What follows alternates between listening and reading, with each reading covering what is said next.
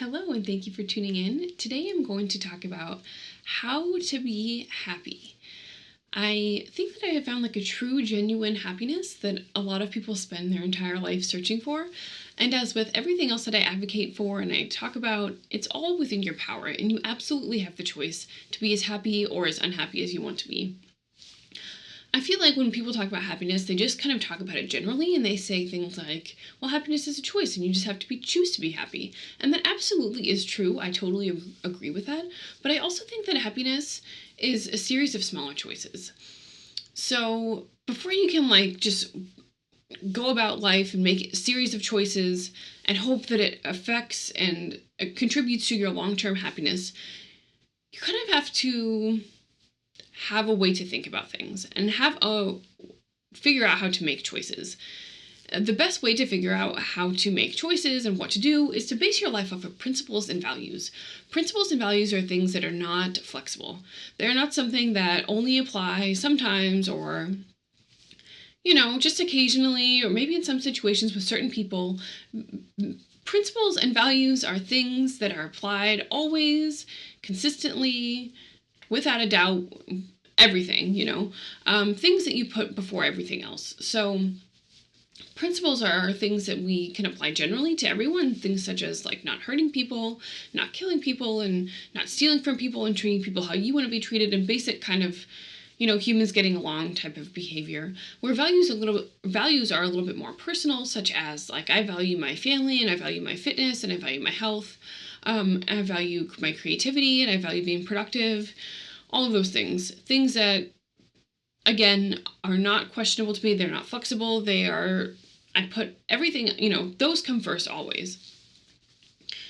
And that kind of just allows, so when you're making choices throughout life and you have these values and these principles to reflect on, it just allows kind of a set of rules. And so it's kind of easy in a way. So let's say I'm faced with a choice of, let's say, entering into some kind of toxic relationship with someone.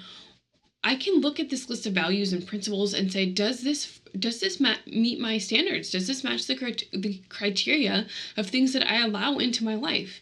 And when you do that, when you base your life off of morals and principles, it only allows for happiness, because you're not allowing any toxic, negative anything in. You aren't allowing, hopefully, toxic relationships. You aren't putting a lot of time and energy into things that aren't truly fulfilling you. So when you only allow yourself to put time and energy into things that bring you happiness, you're only going to get happiness. I feel like happiness is kind of like a tornado, and I also think about negativity to this way too. It's when one thing in your life is either super positive or super negative, that tends to reflect the rest of your life, and it tends to kind of seep out into the rest of your life, and it influences the choices that you make.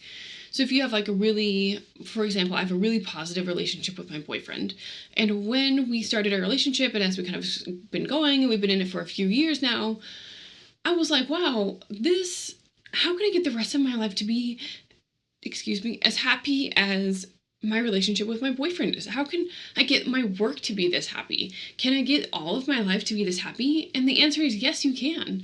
All of your life can be all equally happy. It's just a series of choices that you have to make. And you make these choices based on your principles and based on your values and based on things that are important to you. So it's all, like I said, it's all kind of like this tornado. And once you get going, it all affects everything else, and everything else is all tied in together. And it's really hard to be genuinely happy when there are things in your life that you are not happy with.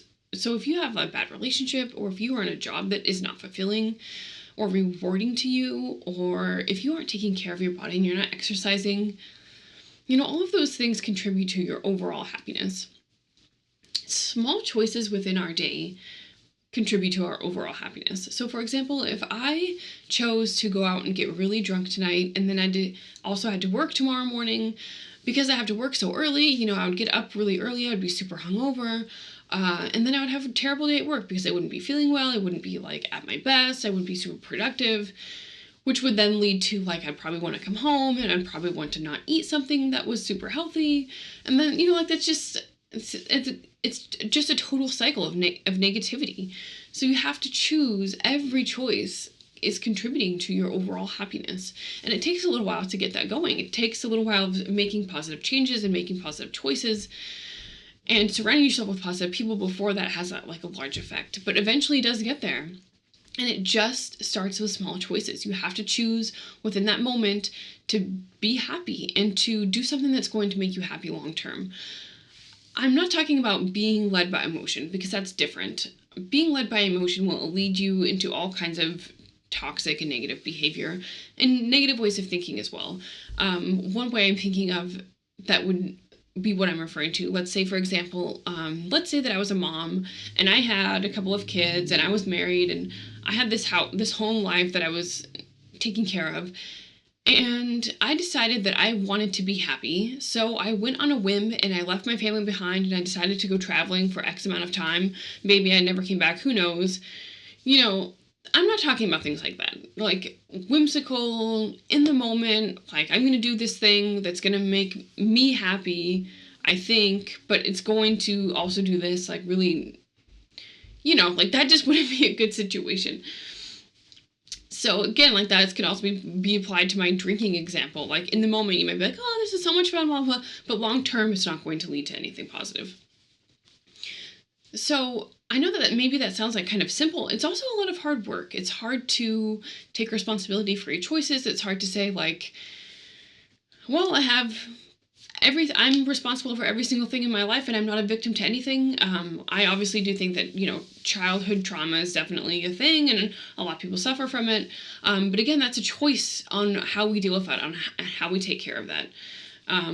It's hard to pull out of that sometimes, but it's totally possible. And it's easy and it's hard to be happy.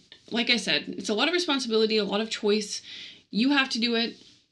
You have to put time into it. You have to put effort into it.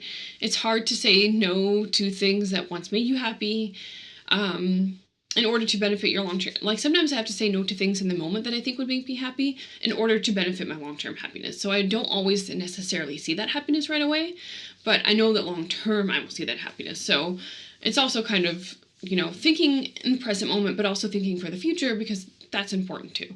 So I hope that helps in some kind of way. I mean, you have the power to be happy. It is your choice.